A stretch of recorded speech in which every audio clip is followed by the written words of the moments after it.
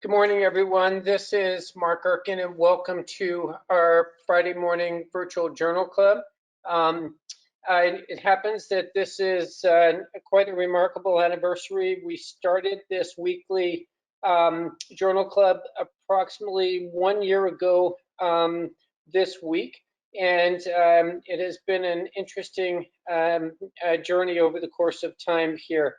We will be making some really significant changes over the course of the next several weeks that you'll become aware of as the foundation launches a very large initiative that we've been working on, and our Friday morning programs are a part of that large initiative. But what I would like to do is take this opportunity to introduce our speakers this morning. It's really a pleasure to introduce Dianna Ng, who is an assistant attending at Memorial Sloan Kettering Cancer Center. She specializes in cytopathology, infectious disease pathology, as well as global health. She did the majority of her training at UCSF in anatomic and clinical pathology, followed by a fellowship in cytopathology. And then, interestingly, she subsequently spent a year in fellowship in infectious disease pathology at the Center for Disease Control and Prevention. And so I would like to welcome Dianna to be able to present her really fascinating research program or project. In addition, it's really an honor for me to reintroduce Dr. Zubair Baloch, who has lectured and discussed as well as presented on this platform in the past. Zubair received his medical degree and PhD in Pakistan before the start of his residency training in pathology. He subsequently, after completing that, did a fellowship training in surgical path at Memorial Sloan Kettering, followed by a fellowship in cytopathology at the University of Pennsylvania. He is currently a professor of pathology and laboratory medicine at UPenn. Zubair has had a prolific academic career, having authored over 200 peer-reviewed articles and published 3 books. And I now understand that he's got a 4th book that will be coming out later in the fall of this year. So everybody stay tuned for that. Zubair has been a leader in several panels, and his contributions are really too numerous to review. But the 2 panels that I think have had the most impact was an NCI panel that led to the development of the Bethesda criteria for thyroid nodule risk stratification. And the second is a panel that led to the classification of non-invasive follicular tumors with papillary-like nuclear features. Both of these initiatives, as well as many others that he has been a part of, have really had a profound impact on the practice of thyroid management. Zubair has served on many other national and international committees and is truly eminently qualified to be this morning's discussant. So as always, I would like to encourage everyone in attendance to send in their questions. We hope to be able to get to as many of those at the end of the period of before the 9 o'clock hour as possible. And with that, I'm going to turn over the program to Dianna. And Dianna, once again, thank you for agreeing to present this morning. Right. Well, I just want to thank the organizers for inviting me to present on our work. I'm really excited to discuss our project, which ended up being published as this paper called A Large Thyroid Fine Needle Aspiration Biopsy Cohort with Long-Term Population-Based Follow-Up. And I do want to mention that in between submission and publication, I did move from UCSF to MSK. I have no relevant disclosures.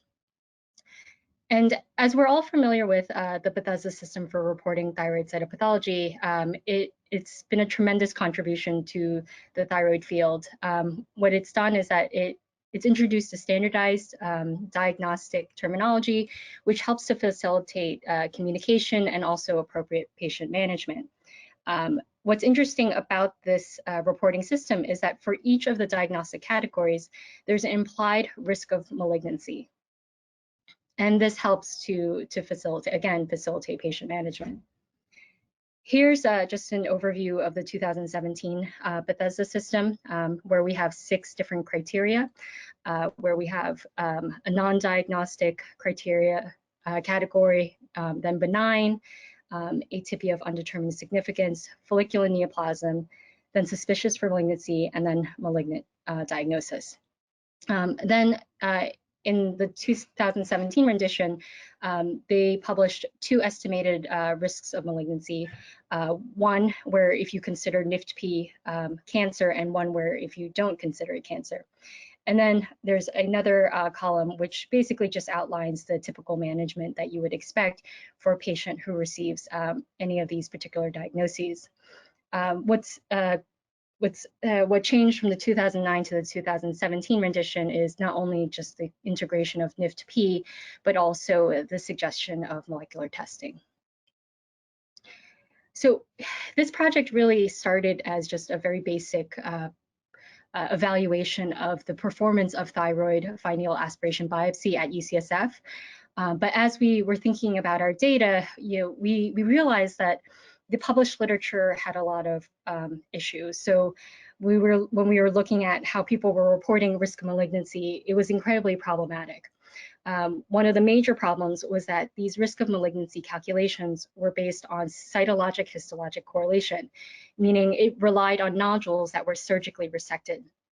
This tended to create a bias towards nodules that had suspicious findings, either clinically or by radiology. Maybe the patient tended to have multiple abnormal FNAs, but not quite definitively malignant, or they had high risk, some sort of high risk history. The other issue with the risk of malignancy calculations is that it didn't incorporate nodules that were clinically monitored. There was just no longitudinal data that was integrated. The other issue was that in calculating performance, people often reported the performance of FNA using sensitivity and specificity, and even sometimes positive predictive value and negative predictive value.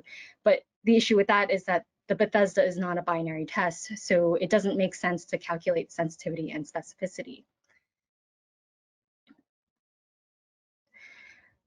So there was actually one paper from 2009 that summarized a lot of these statistical idiosyncrasies. So people at the time, the body of literature for thyroid FNA had multiple inconsistent approaches. So for some papers, they considered indeterminate FNAs as positive tests. Other papers considered indeterminate FNAs as negative tests. Other papers just excluded indeterminate FNAs. Some papers double dipped, where indeterminate FNAs were considered positive when calculating sensitivity, and then negative when calculating specificity. And for others, the approach wasn't clear. And so what we quickly realized is that to truly assess thyroid FNA performance in a really accurate way, we really needed to integrate long-term clinical follow-up data. And so we started looking at our pathology database, and we did a retrospective review of all thyroid FNAs from 1997 to 2004. Because this predated the advent of the Bethesda system, we retrospectively coded everything based on the 2017 Bethesda criteria. Then we matched the patients to both the UCSF and California Cancer Registry with an end date of July 2015. This allowed us to have at least 10 years of follow-up for all patients. For patients who are absent from both the UCSF and the California Cancer Registry, we assumed that they were free of thyroid malignancy. And then for patients that were present in either the UCSF or California Cancer Registry, we assumed that they were diagnosed with thyroid malignancy. Just as a note, the California Cancer Registry is a statewide population-based registry that's maintained by the California Department of Public Health. One reason that we didn't rely on just the UCSF Cancer Registry is because the FNA clinic at UCSF has a very robust outreach program. So a lot of patients will come just for their FNA, but actually a significant portion of patients will receive their follow-up care outside of the UCSF system. Just a few more details about how we analyzed our data.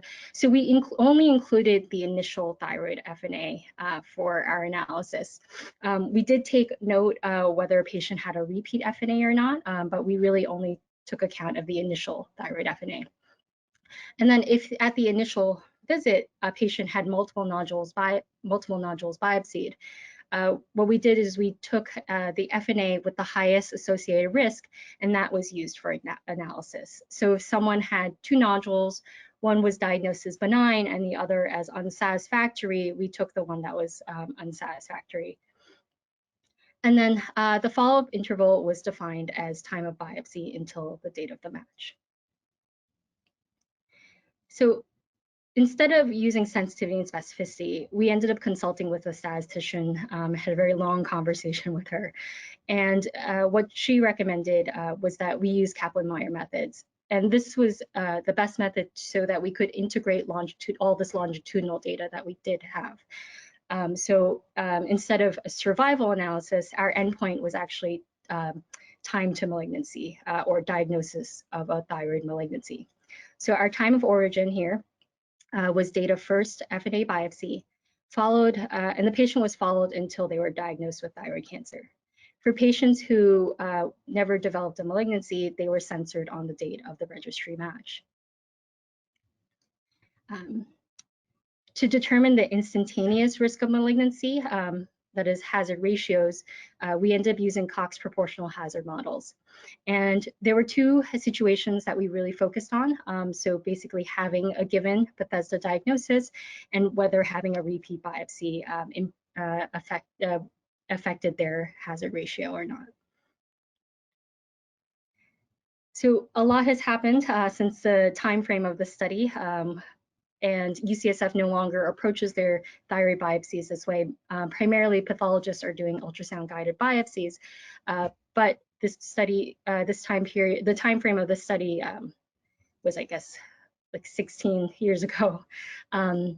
So at that time, most palpable nodules were biopsied at a walk-in FNA clinic, staffed by cytopathologists as well as supervised fellows. And then all non-palpable nodules were biopsied in radiology, where a cytopathology fellow or attending performed the specimen preparation and rapid on-site interpretation. So we didn't use cytotext at this time. A small subset of non-palpable nodules were also performed by surgeons and very few by endocrinologists. And then UCSF still actually relies primarily on direct smears. ThinPrep is not used as a primary slide preparation method. So we prepared smears at the bedside, and the final interpretation was based on either Papa-Nicolau or Giemsa stain slides. And only a subset of cases had ThinPrep available. So moving on to the results, we ended up identifying 2,758 fine needle aspiration biopsy reports from 2,233 individual patients. We excluded 26 patients either because they had a prior diagnosis of thyroid malignancy or a prior history of thyroid surgery for non-malignant reasons. And then we also noted that 262 patients had repeat biopsies. So for our data set, we ended up including the first fine needle aspiration biopsy from 2,207 patients. We found that the median age was about 48 years old with a range of 7 to 92 years old. And the vast majority of patients, interestingly, were female, so about 85%. And importantly, the median follow-up period was approximately 14 years. So in terms of the distribution of diagnoses, I just wanted to point out the high number of benign diagnoses that we observed at UCSF, about 71%. And the risk of malignancy column over at the edge, on the right edge here, this is what you would consider traditionally calculated risk of malignancy. So you can see it kind of approximates what the estimated risk of malignancy is for the Bethesda. And so the risk of malignancy calculated for benign FNAs was 3.2%. This means these are our false negatives. If we excluded micropapillary thyroid cancers, it drops down to 1.4%. The other thing I wanted to point out was that the non-diagnostic percentage of diagnoses is somewhat high at 10%, 11%. However, this has been noted by other large academic centers. They've reported similar data. And it's believed that this is because academic centers that specialize in FNA tend to get more challenging cases referred to them. So just breaking down our false negative cases, we actually had 0 false positive cases. So in terms of our false negative cases, there were 51. And the vast majority were papillary microcarcinomas, so PTCs that were less than a centimeter. Then there were 9 papillary carcinomas that were greater than 1 centimeter, 2 of unknown size. There were 11 follicular carcinomas, all of which were greater than 1 centimeter. And then there was 1 missed medullary carcinoma.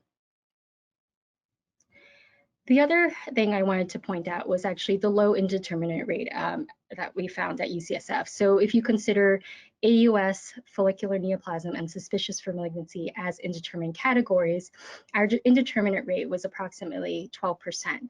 And this is in contrast to some of the reported literature, which estimates it closer to 20%. And this chart just directly compares the traditionally calculated risk of malignancy at UCSF, the published range, and then Bethesda. So the traditionally calculated risk of malignancy at UCSF generally falls within the range of what's estimated by the Bethesda as well as what's published. So we published, we included a few Kaplan-Meier curves in our paper. I didn't want to present all of them. I think they all demonstrate very similar data. And so this was just a visual representation of the estimated probability of a diagnosis, that a patient will receive a diagnosis of thyroid malignancy after a particular FNA diagnosis. So as you can see, these curves essentially stratify as you would expect, with benign as the least likely to have a diagnosis of thyroid malignancy, followed by unsatisfactory, then AUS, then follicular neoplasms, suspicious malignancy, and then malignant.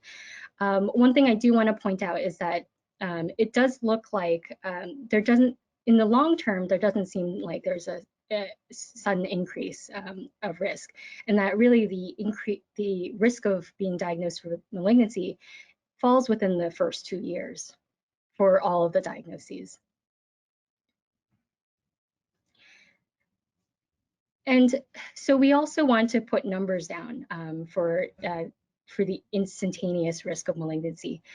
So here we ended up calculating hazard ratios. So again, this represents the instantaneous risk of developing or being diagnosed with a thyroid malignancy given a particular FNA diagnosis. So using benign as the reference group, again, you can see essentially there's a progressive increase in the hazard ratio as you progress through the Bethesda system. And so this really gives validity and credence to the Bethesda system using robust statistical data. The other thing I wanted to point out is here I changed the data from the paper, which represented the estimated rate based on 1,000 person years, because we wanted to look at it on a population-based level. But for the purposes of this presentation, I changed it to per 100 person years, because if you want to think about an individual, essentially if you're going to counsel a patient, what you can tell them is that if they have a benign thyroid FNA, the chance that they're going to develop a thyroid malignancy during their lifetime is pretty much negligible. We then also wanted to consider not just the instantaneous risk of malignancy, but also the long-term chance that someone would end up developing thyroid malignancy. And so in our paper, we published data on the risk at 1 year, 5 years, 10 years, and 15 years. And here I just want to focus on the tenure point because I feel like, in terms of counseling patients, this would be a kind of a good marker, a good time frame to really consider. And so if we look at the tenure point and then compare it to the Bethesda estimated risk of malignancy, for the most part, our data falls within the Bethesda system, with a few exceptions, such as non-diagnostic is slightly higher, and then AUS FLUS is actually higher, particularly AUS as opposed to FLUS. Another thing we wanted to consider was, if a patient had a benign FNA, but they ended up getting diagnosed with thyroid cancer later, what was the delay in diagnosis? What was this lag time? And did it really affect the patient's outcome? And so what we found is that among cases in which patients ended up being diagnosed with thyroid cancer, we found that there was really no delay in diagnosis except for the benign FNA group. So for these false negative cases, there does seem like there was a little bit of a lag of 3.5 years. But for people who had unsat biopsies, they were pretty much diagnosed with cancer histologically very quickly. So within around 4 to 5 months. So there was really no delay there. And this is probably because they had some sort of clinical or radiographic feature that kind of moved their care along, that, where they were a little bit more suspicious. So then we looked at deaths attributable to thyroid cancer. And I just want to point out just how few deaths there were in our cohort. So out of 2,200 patients, there was basically 15 deaths. So this is a very, very small number. And then in terms of patients who had benign FNAs, despite the lag in diagnosis, of a potential delay of 3.5 years, there were really no deaths among patients with benign FNA diagnoses. There was one patient who received a non-diagnostic diagnosis at their first visit, who ended up dying of thyroid malignancy. However, this patient had a history of radiation exposure. They were very high risk, and they actually were diagnosed very shortly after their unsatisfactory FNA. And their time to death was 17 years. So.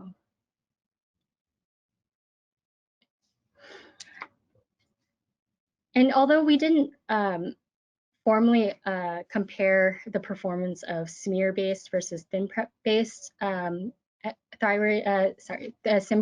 smear-based versus thin prep-based slide preparations, I just wanted to point this out. I think this needs a head-to-head comparison, a distinct study, really comparing these two preparation types. But I just want to point out, again, our low indeterminate rate at 12%, whereas for one large thin prep-based cohort, the indeterminate rate was 22%. And this question, comes up very often. And so we wanted to know whether there was a minimal impact of NIFT-P in our cohort. We actually decided not to formally analyze this. The reason is because we had already done a study looking at our NIFT-P cases at UCSF. We did a retrospective review of our pathology database, looking at all follicular adenomas, follicular carcinomas, as well as follicular variant PTCs from 2005 to 2016.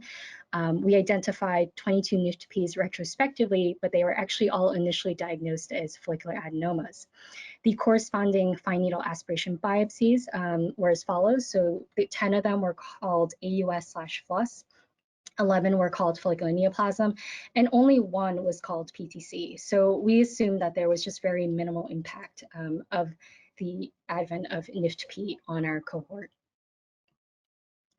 So in conclusion, fine needle aspiration biopsy is highly accurate in diagnosing thyroid malignancy. Our data using robust statistical methods validates the Bethesda system in its use as a risk stratifier.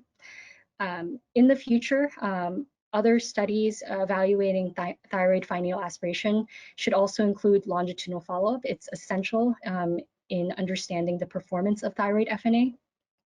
And what we found is that patients without worrisome clinical or imaging findings, as well as a benign FNA or even potentially an unsatisfactory FNA, are very unlikely to develop thyroid cancer. And of course, as molecular testing becomes more and more important, there need to be additional studies integrating molecular testing. So I just want to acknowledge my co-authors, and in particular my mentor, Britt Marie Young. This was actually the first project I ever took on as a resident, and I didn't really know what I was getting into. There was a long gestation period, but I learned a lot, and I think I really appreciated the scientific process. So thank you to my co-authors and especially Dr. Young. And thank you, and I'll be happy to take any questions.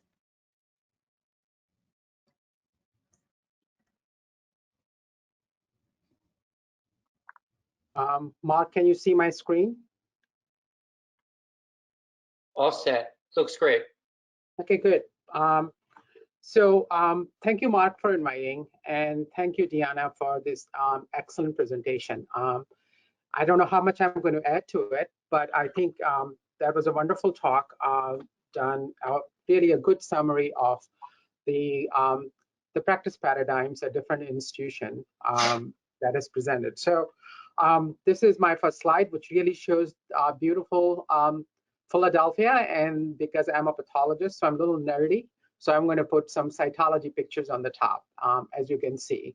And you know, I walk every day to work, and I think it has become very important for me during this pandemic because we really realize how many beautiful things we're surrounded by, because on everyday rush, we really forget about them. So I will advise everybody, or at least will recommend, to really like things that surround you, because sometimes we really don't take much notice of those.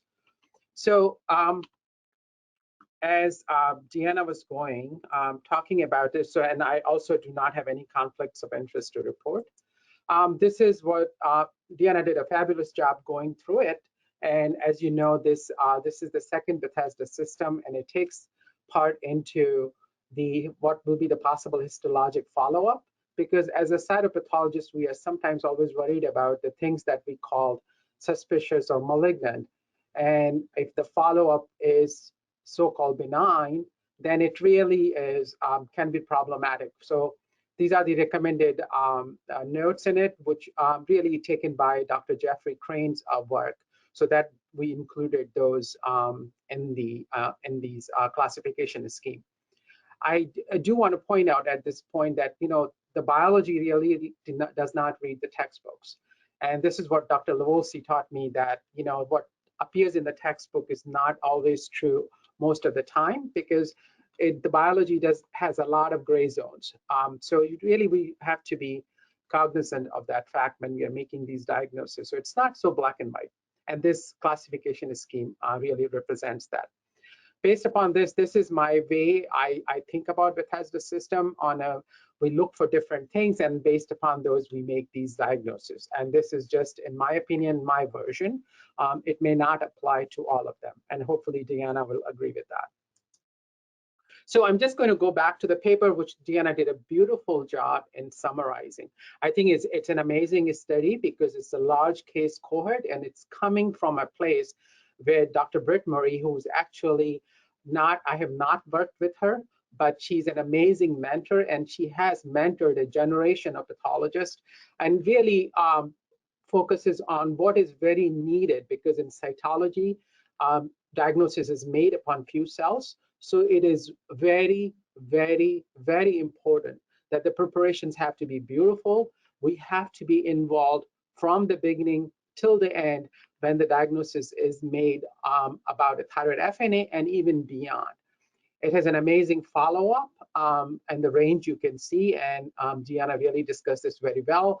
It also has a wide age range. So the youngest patient is 7 years old up to 92 years. So you can see that it really represents for all walks of life patients that are coming through for thyroid nodule biopsy.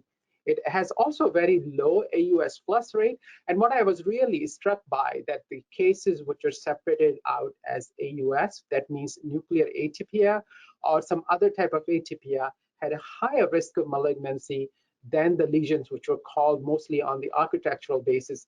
One of the causes were lower. So I think this really brings out the point that some of the authors have been bringing up on these cases. It does have a good, a surgical follow-up, and as you can see, majority of these were papillary thyroid carcinomas, which includes, on the whole, 70 microcarcinomas. And if you really exclude these, I'm assuming, even if I was not involved in this study, that 148 were clinical papillary carcinomas. What I don't get from this paper, how many were high or low risk, and I think Dianna did a great job. And things. So this is a very, very good, robust study, which really provides the institutional practice paradigm. Now, if we take this in account, this is our data, which is from our institution. And as you can see, the AUS plus rate on the average from 3 years was 13%, and the neoplasm was about 10%. It's basically goes back and forth, and this is from our institution even before, and this is before the NIFT-P. And I think it's important to look at the data pre and the post NIFT-P era, because how this really is going to affect our ways of looking at these cases. And when you take these cases and you look at the AUS plus categories or follicular neoplasm categories, which are so-called the indeterminate categories, majority of these tumors that are going to show up or be diagnosed as malignant are going to be very low-risk tumors, which is actually been presented so many times by different studies. So I think it's something very important to consider. And even if I look at the malignant cases on these categories, you can see the good number, 39% was encapsulated follicular variants. And I bet about 80 to 90% from our study, these were actually low-risk tumors, because even if it's a follicular variant, which is encapsulated with a little bit of a capsular invasion or one focus of vascular invasion, by the ATA risk criteria, it will be also still considered as a low-risk tumor. So this is something very important to consider when we are looking at these studies. Now, I think I'm going to go into a general sense of the thyroid nodules. I have become very, very humbled throughout the years. And, when you are initially in the field of cytopathology as a junior faculty, and I've been called now as senior faculty, even if I don't like the term senior, I will say that, I become very humbled, because the cytology just is a one piece of the whole management puzzle. There is so much else that is involved, that we are actually going beyond the microscope, beyond out of our office's comfort, and have to take this into account. Because as I always learn from my mentors, that the end of each slide is a patient.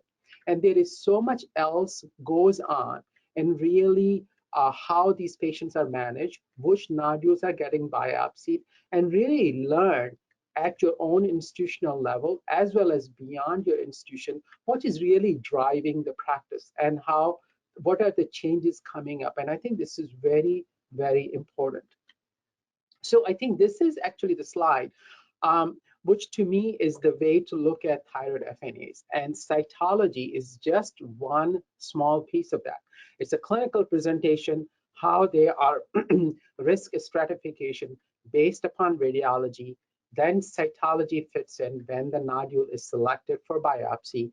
And now we have this whole paradigm of molecular tests, which are not so cheap. They're still expensive tests. And I think that for this study that Dianna presented really points out that this study does not take into account the molecular test, but it's still the AUS plus ratio is very low, because they are more based upon morphology, the patient demographics, and how this interpretation is being done. And this actually goes beyond that when the surgery is done, and on the basis of surgery, this dynamic risk stratification comes in, because that's where every patient is going to behave a little differently, and you can actually group them into low risk, intermediate risk, and high risk. So as I think today's cytopathologist has to know all this to really make sense of this cytology diagnosis. Now, let's just spend a few minutes looking at these things, how these are stratified. And I think we have to also think a little bit beyond US, because when we talk about these studies, we are always thinking about USA, but I think we have to also understand that similar practices also exist beyond USA. So if you look at the radiologic risk stratification, there are many systems available. And this is actually one of my favorite articles, and I always go back to it and read this as a reference. And I think the authors did a phenomenal job in really providing a wholesome look at how these nodules are stratified and which systems offer and what is the nomenclature used in these systems. And as you can see, there's the American Thyroid Association, British Thyroid Association, even the Korean Radiology and Thyroid Association, and European Thyroid Association. And basically, they talk about the same things with different categories. ACE has the lowest number, which is low, intermediate, and high risk, which is probably more reproducible. But I'm pretty comfortable with ATA and TI-RADS when people talk about it, because to me, that is what is used at my institution. But all of them, it's good to get really accustomed to this as a cytopathologist. Now, the same applies to cytologic classifications. There are many, and there's going to be many coming from other continents or countries. And as you can see, the one that is dealt with the most, I think, that I focus on is with the indeterminate categories. You can see it's the for USA is AUS plus. This is the Italian. I always put the British first because RC-Path was the first classification that came out on the thyroid, and for me that was very, very important, because they really set up the pace for us to go ahead and make our own classification. So I always give them the credit. And David Poller, who's a very good friend of mine, did a phenomenal job, him and his group, to present this. And you can see how some of these are very teased out. You look at the Japanese classification, the category of follicular neoplasm is actually broken down into 4 to 5 categories. So it's really, nothing is good or bad. It's how these things are practiced. Now, it's also important to look at the studies, and I love meta-analyses, which compare the US versus the other countries. And this was a recent paper published in Cancer Cytopathology by Dr. Wang. And I really love this study because you can see they really compared all the diagnostic categories, and this is the Bethesda system, in Western series versus Asian series. We know in some countries in Asia, the BRAF mutations are very high, so they have a higher rate of malignancy, especially papillary thyroid carcinomas, and some of them may be very small, but then some of them may be very large. And you can see that they still use if you use these categories, the risk of malignancy really changes, and we have to be kind of aware of this, because nowadays our practices most likely represents a melting pot. And we may be seeing some of these patients who may fall into those groups. So I think when you look at this, you can see the risk of malignancy in the benign, which is really dramatically different or statistically significant, as well as in AUS plus categories. So I think it's a good way of looking at this and see how these risk of malignancies that we are so much tied to, and really forget everything is black and white. And I think Dianna did an excellent job in her presentation on focusing on this, that you can see how these vary by different practices and even by geography. Now, this is what the current paradigm, and everybody talks about molecular. And I sometimes worry about that we are relying, these molecular tests really do a great job, but they are very expensive. And this is how they work. They do require dedicated passes. They require a really how we practice at cytology. I always worry about it, even in my group, are we calling more AUS plus or more atypical diagnosis, because we think that the molecular will be the answer. Yes, it is, but we also have to consider that these are expensive tests. They require certain changes in practice, but I will say that I'm happy with them, but I always think there has to be a balance how these have to be managed. So this is our institutional data that we publish in Cancer Cytopathology, looking at the ThyroSeq that we use, and I'm not advertising that. We happen to use this for our indeterminate diagnosis. So if you look at the sensitivity and the specificity, you can see that it really does very well for this indeterminate categories. Now, it also depends upon how many cases you're calling AUS pluses, because some of these maybe you'll be pushing from the benign into those or suspicious or malignant cases into those, depending upon how comfortable you are. Interestingly, this test really shows you that the benign call rate for all nodules was 82%, and it was actually significantly higher for the AUS plus category as compared to the follicular neoplasm or suspicious for neoplasm category. So it's really kind of expected. This is how this test is going to perform. The most common mutations that we saw was RAS, which is also expected, and this has been shown in the literature.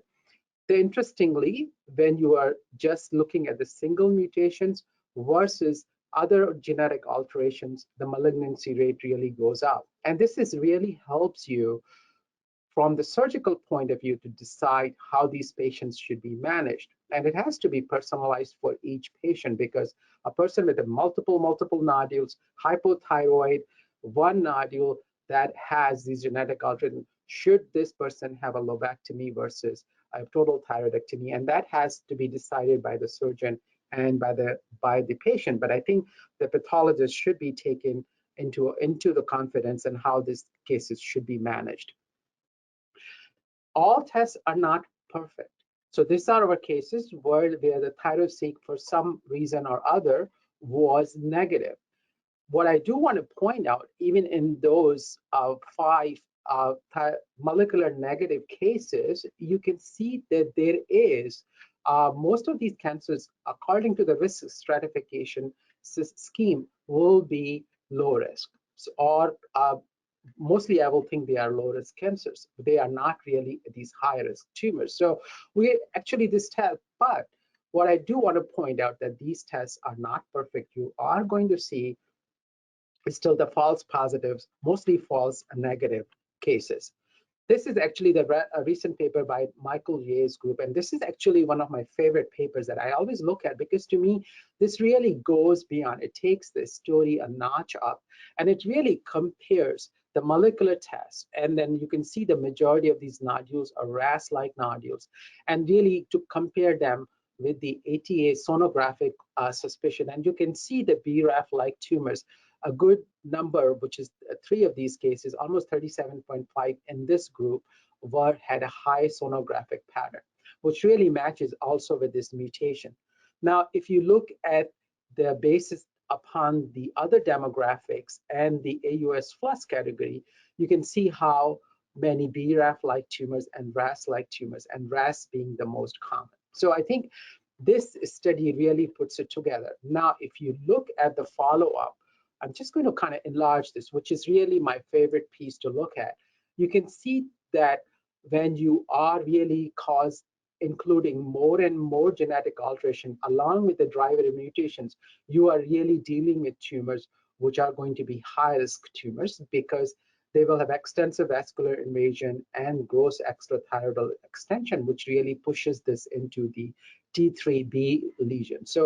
So this is, to me, this is really, I think, is the way to do these studies now, and really look at what is the pre-FNA stuff, how these are stratified, the FNA diagnosis, and what is the surgical follow-up on these patients. And I think this really provides a view, a wholesome approach to the thyroid nodules and how these patients are being selected. So I think I will really recommend that you guys read this article, and if you are involved in future studies, to really gear your studies by looking at the data in this manner. So this is I think we can all work together, whether we are clinicians radiologists who are really selecting these nodules to be biopsied. And naturally, now the pathologists are also biopsying these nodules as well as surgeons. And then the cytopathology piece, and followed by surgery and the surgical pathology, which basically we use as a gold standard to really stratify them on the risks. And really, so for cytopathologists, that is the proof of your diagnosis. So for me, when you look at these low-risk tumors, you're going to deal with mostly the follicular pattern carcinomas, which are most likely going to be papillary carcinomas, some follicular carcinomas, encapsulated. Most will be confined to the thyroid. And I included here 2 cases, which are the NICTP cases here. And then when you move up in the indeterminate category, then you're dealing with more like a Hurtful cell carcinomas, tumors with more solid growth patterns, T3A tumors, and these will be naturally frank carcinomas. And as you can see, their mutation pattern is really going to change. So that mutation information, if you are doing molecular analysis on FNA, I think it really pre-assesses what this tumor is going to look like on surgical pathology. And then your high-risk tumors where there are copy number alterations, P53, TERT, BRAF, you're going to be dealing with more poorly differentiated carcinomas, high-grade follicular carcinomas, which are T3B or T4, and then you're going to be dealing also with some of the cases of anaplastic carcinomas. So if you're really thinking about what this patient is going to have, and if you are using molecular analysis, for me, if it is an anaplastic carcinoma in cytology, you really don't need it. You need more post-surgical molecular analysis to how these patients are going to be treated in the future. So for me, this is my view of looking at these tumors, because I'm already thinking about what search path is going to show in most of these cases. So I think this is the approach now. So again, I will come back to this slide, and this is my take-home message, that everything matters when we're looking at thyroid FNAs. And studies like what Dianna presented, it really provides like how really you can buckle down on cytology by doing a great practice and really looking at these patients. So there are different venues of looking at them. But I think this slide really represents what is today's practice, and I know this is going to be refined more.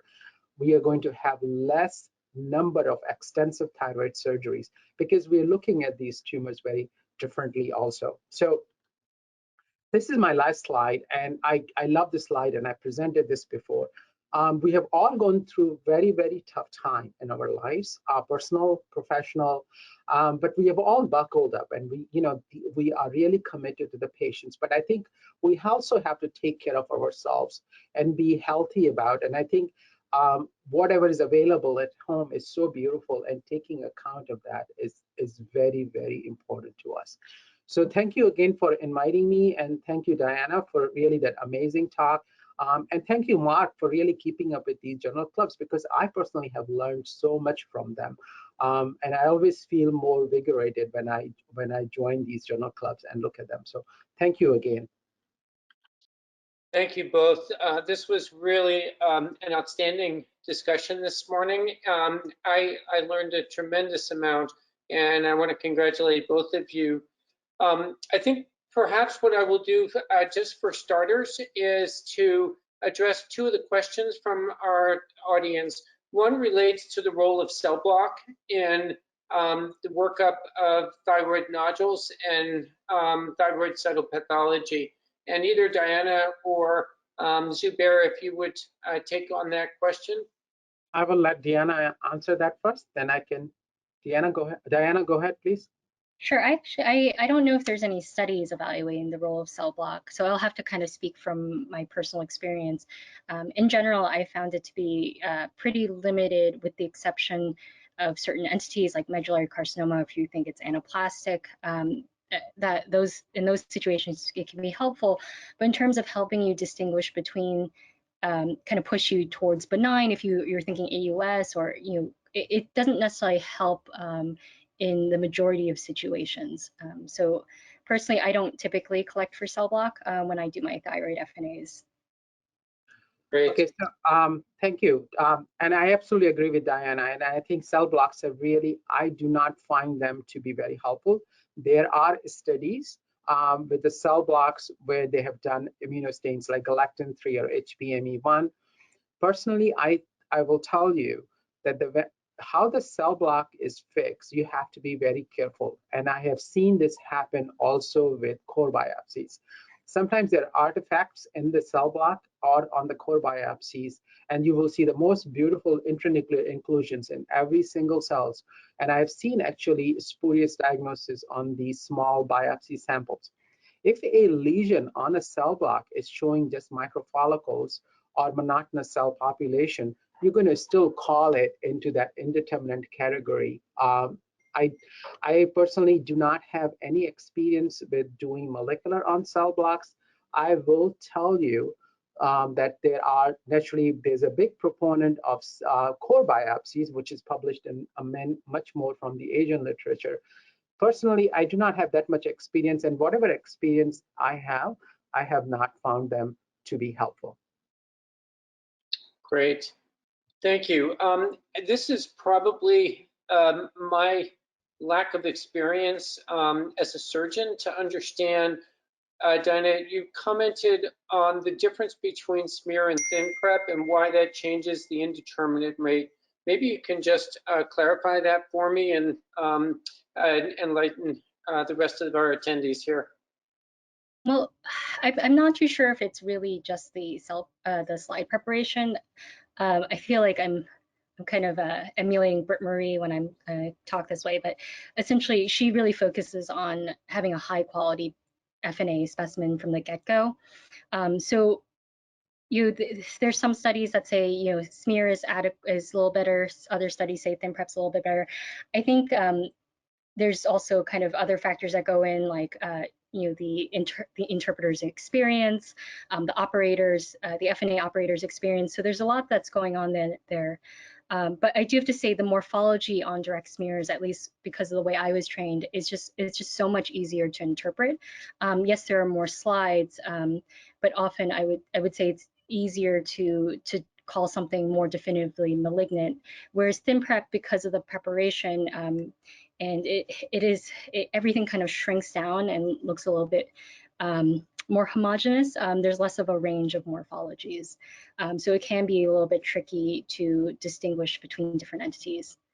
But there are studies that look at this. There's nothing that's definitive though. So I think really it comes down to multiple factors. So, just the quality of the biopsy, the experience of the pathologist, how the smears are even prepared, and then just and also just kind of the institutional practices as well. Yeah, I kind of agree, Mark. I think it is a learning curve. I will tell you, when I started doing thin prep, I saw that my indeterminate diagnosis and suspicious for malignancy diagnosis went up, because you have to get used to preparation associated changes in the follicular cells or in other cells from a thyroid FNA or other FNAs. But I kind of normalized pretty quickly, and it's upon how many you look at. And the studies have shown that there is a change of malignancy and suspicious for malignancy diagnosis rates, because the papillary nuclear features of papillary carcinomas are not very prominent on thin prep preparations as compared to, so you have to get used to it. And so I kind of normalized, and intranuclear inclusions, which is one of the features of papillary carcinomas, are not readily evident on thin prep preparation. So you have to get used to that. So I think that's what the change is. But I think it's a learning curve. So. Yeah, and then Great. someone who does a lot of global health work, I try not to adhere to too much proprietary technology. So I think that's why I also bias towards direct smears. Great. Perhaps one of the really fascinating parts of your study, Dianna, has to do with the long-term risk for any given patient of developing thyroid cancer based on the initial findings. How does this change the clinical follow-up for patients? And how should clinicians think about this in terms of both in preserving valuable resources and in terms of guiding patients. I don't want to make too strong of a conclusion because, again, this is a single institutional experience, and so it can't necessarily be universalized. I think people have to kind of replicate our study using similar methods just to see if in the US as a whole and other institutions that don't have someone like Bert Marie and also kind of very dedicated fellows working on this and doing thyroid FNAs. So, I mean, I would say that, in the absence of very clinically suspicious or radiologically suspicious findings, you probably can manage someone more conservatively. Even for someone with an unsatisfactory diagnosis, you can also just observe. It's hard to really say, when should you perform a repeat biopsy? I don't think our study necessarily addresses that question. It potentially says that you can wait maybe 3.5 years for benign, for initial benign diagnosis before you repeat it. But again, I think this study needs to be kind of repeated in other places to see if other people's practice represents or replicates our own data. Great. So, Zubair, you really did a terrific job looking at differences across the international landscape. Do we have a good sense on consistency in cytologic interpretation across international spectrum of cytopathologists? I think yes, to be honest, because I think the basic concepts in thyroid cytology are taught throughout the world in the same manner. What folks like Bert Marie or mentors like Bert Marie and other people, even from Europe, and remember the Karolinska Institute was the first one to do even FNAs, right? They are the ones who started doing, and that's not US. So when you really talk to people, and I agree with Dianna, most of this studies that are done, and she has the right to do this. I mean, most of the features that are described for thyroid FNAs in the classic literature, they are international and they're described on smears, which really, so that's what I personally, as a student of cytopathology, learned from that literature, what was done, and that was taught to me by my mentor, late Dr. Gupta, taught me about how to learn those. So I think when you're talking about the basic concepts, you're talking about the variations, you're talking about how the FNA is smeared and what features on different type of smears, because there are different types of even smears, alcohol fixed or air dried, and most of the international actually literature is just on air dried smears. So yes, so if you really you look at in the nutshell, all the basic concepts are the same. If you look at, that's why I think there are geographic differences about what type of thyroid lesions you're going to commonly see and what are selected. So naturally, that is going to, malignancy risk is going to change as I showed you. But when it comes to nitty-gritty of thyroid FNA interpretation and diagnosis, yes, I think it's I think it's the same. Great. Maybe you can both comment just very briefly. We all have here in the US a US-centric view of the availability of resources. How readily available are molecular testing options as you travel around the world? Dianna? My global health work is primarily in East Africa, so I would say not at all. But I would say even at UCSF, when I was a fellow, I think we almost never sent for molecular. And then when I became an attending, there were really only a handful of cases. So I think this speaks to just trying to maintain a low atypical rate so that you become less reliant on molecular testing. So if you maximize kind of the radiological training, the cytologic training, then you can increase the number of definitive diagnoses and appropriately manage patients that way.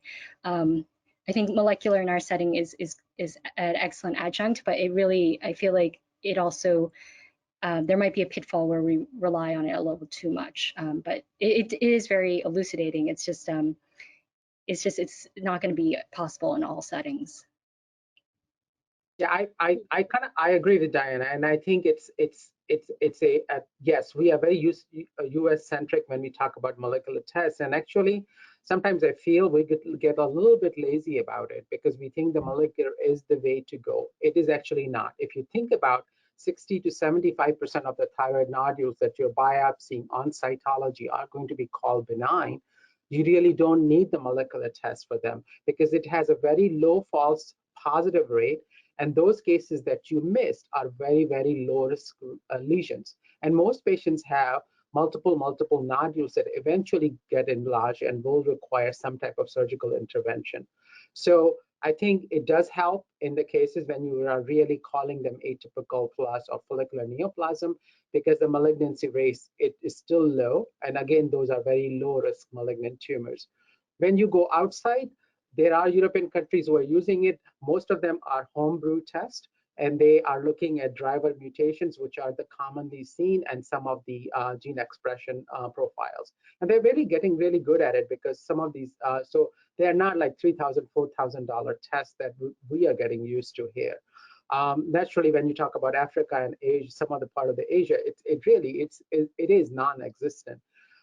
So I think it's a balance, and we really have to buckle up at home also to make sure that when we are making these diagnoses and what we are teaching our fellows and trainees, we really tell them that most of these nodules are going to be benign, and make sure that they are not so trigger happy to call everything atypical or cannot exclude neoplasm.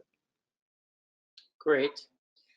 Once again, I would like to thank you both. We are up against the 9 o'clock hour and need to finish up. This has been incredibly educational. I can't thank you enough for your preparation and your willingness to present this morning. Everybody stay safe. We're not quite out of this pandemic yet, and hope that you'll join us again next week. Thanks, everybody. Thank you, Mark. Thank you.